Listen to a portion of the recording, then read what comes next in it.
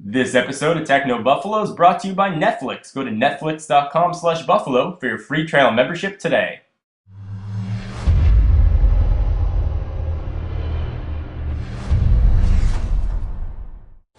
What's up, everyone? John Rettinger from Techno Buffalo here with a 3G iPad showdown. We are going to be comparing network speeds in real-world tests on AT&T's 3G network here on the iPad 1 and Verizon's 3G network here on the iPad 2. Now, I know what you're saying.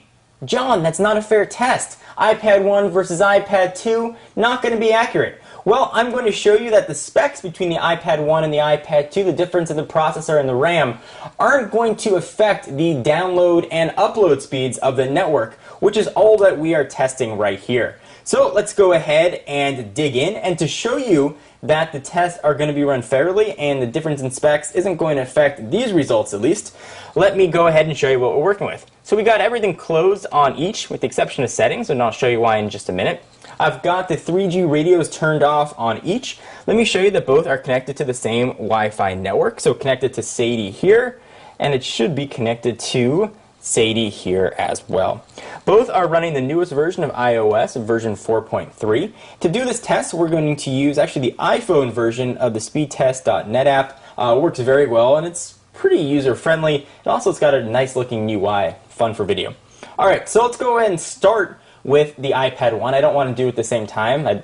Not that I think I'd overload the servers, but I want to keep it as fair as possible. And it'll ping the same Los Angeles-based server where I am. So if I find and close the server, we'll go ahead and begin test.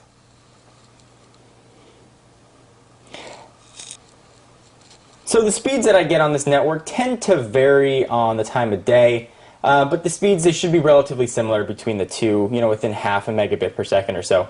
So we're looking right now at about 7.8 megabits per second down and 9 megabits per second up. Let's go ahead and run the same test on the iPad 2.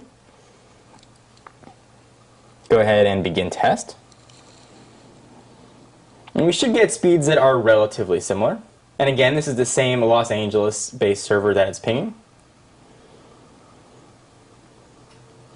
And look at that, we're actually getting speeds that are even slower. So the point being, and what this is illustrating, is that the specs don't really affect the download speed. The network is what's going to affect the download speed here. They're both 802.11n. So the download is actually much faster on the iPad 1 versus the iPad 2. Upload, relatively similar. All right, so now I'm going to turn Wi-Fi off on each, and I'm going to turn on the cellular networks. And I'll do this all live on camera so you can see that there's no funny business going on here. We'll go ahead and kick Wi-Fi off. We'll turn on cellular data on the iPad 2, which is a Verizon flavor. Give that a moment to turn on. We'll do the same thing here on the iPad 1. Turn off Wi-Fi, and we'll turn on cellular data. And this is going to be AT&T. The iPad 1, you only get the option for AT&T cellular data built in. The iPad 2, you can have your pick between Verizon or AT&T. So let's take a look at signal strength here. On AT&T, I generally undulate. I like to use that word, undulate, between about 3 or 4 bars of service. On Verizon, I generally undulate between 2 and 3 bars of service. Just want to give sort of full disclaimer. All right, so now let's run the same speedtest.net app. We'll start with Verizon this time. And Wi-Fi has been turned off, so it will ping the network just based on Verizon 3G. Let's go ahead and begin test. And this is going to be in megabits per second. So we are looking right now at a little bit below 1, and certainly speeds are going to vary depending on where your location is, how many people are on the network at the time. There's a ton of mitigating circumstances that can determine your speed, but this will be at least a decent sense of what your speed might be wherever you are located. So we got about 0.59 on the down, actually not about, we got exactly 0.59 on the down. It looks like we're going to get about 0.13, 0.14-ish on the up, 0.15. All right, let's go ahead and test AT&T. And we'll do the same test here. It's going to ping the same LA-based server. And I will say that I've run this test even when the Verizon had 4 or 5 bars of service, and the speeds were relatively similar. Let's go ahead and begin the test right there.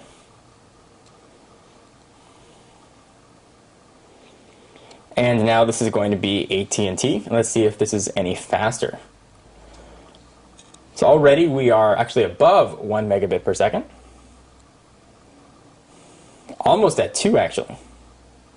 Oh, now we're over 2. I feel like I'm calling a sports game here. Now we're over 2. 2.23 on the down. So that is a noticeable difference in speed. Now we're looking at 0.2 or so on the up. So relatively similar on the upload. So 2.23 and 0.21 on the down. So there's already a huge difference being seen between the speed between AT&T and Verizon. And if you were going to comment on the specs, this is still the iPad 1 versus the iPad 2. So the next thing you're going to say is probably about the signal strength. But there's not much I can do as far as towers and receptions, unfortunately. I'm generally in about 2 to 3 bars of Verizon service, and generally close to the same in AT&T. Let's go ahead and try this one more time and see if the speeds were accurate. Maybe it was just a one-time shot and the speeds were different. We'll go ahead and try Verizon one last time.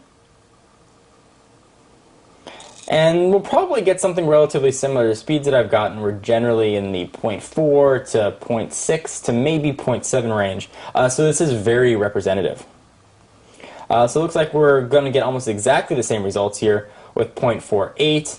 And on the upload, it looks like we're going to be pretty similar as well. So is AT&T's network really that much faster than Verizon's? Well, that's going to vary again depending on where you are. We'll do some tests now on websites. Let's actually go ahead and run this one more time on AT&T and see if we really do have that big a difference.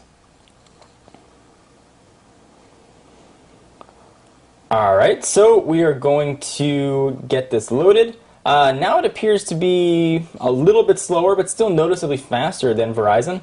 We're at 1.5, whereas we were over 2 before. So still, there's a noticeable difference in speed, ranging from anywhere from 4 times faster to 3 or 2, depending. But you're definitely looking at least double the speed. So 1.91 in this case, and it looks like the upload is going to be relatively similar, AT&T being a little bit slower this time on the upload. Alright, so let's go ahead and move on over to real-world browsing tests. And this is where the specs of the device might come into play.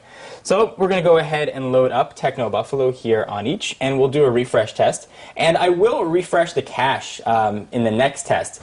The cache has not been refreshed on either of these. Cookies haven't been cleared, none of that. But let's just see if there's any sort of difference. Now you would expect the iPad 2 to be faster because it can pull in and analyze the information a little bit quicker than the iPad 1. This isn't a test of just the sheer download speed and upload speed like it was in the speed test app. This is actually illustrating content, so the specs are going to come into play just a little bit more. Alright, so now let's go ahead and do a refresh, and this is with the cache uncleared, and see if we have any sort of speed difference. So we'll go ahead and get that ready to go right there, and we'll get this ready to go on the iPad 1. We'll hit go at the same time. Go, and let go, and see if we have any sort of difference. Then we'll run the test one more time. So despite the much slower network speed, we are seeing content load first and quicker on the iPad 2. Looks like the iPad 1's making a pretty decent comeback. They almost look neck and neck right now. Both are showing content in about the same place, and they finished at almost exactly the same time, which is very interesting and really goes to show the speed improvements from a hardware standpoint of the iPad 2, despite the much faster network speed found in the iPad 1 and AT&T's network in this case. So let's go ahead and clear the cache and see if that makes any sort of difference. And again, I'm going to do all this live on camera, so there isn't any funny, tricky work going on here. Let's go ahead and jump down to Mail, or Safari rather. Go ahead and clear cache. I'll go ahead and clear cookies for good measure, and I'll do the same thing on the iPad 1. Jump into settings, go down to Safari, we'll clear cookies, and we'll clear cache as well. Alright, and this will be the last test. Let's go ahead and give these suckers a whirl. If I go ahead and open up Safari, it should start loading the pages at exactly the same time. Alright, so we'll do the same thing here, and the same thing here. Let's go ahead and hit go, go, and let go, and see if there's any sort of difference now with the cache cleared. They look to be, again, almost exactly the same. They almost look like mirror images showing content. Both are showing the same content now. The iPad 2 actually looks to be way far ahead. iPad 1 is making its late game comeback, as it did last time. Content is shown and visible on both, and is done on the iPad 2 and still loading on the iPad 1. It's still loading and just finished.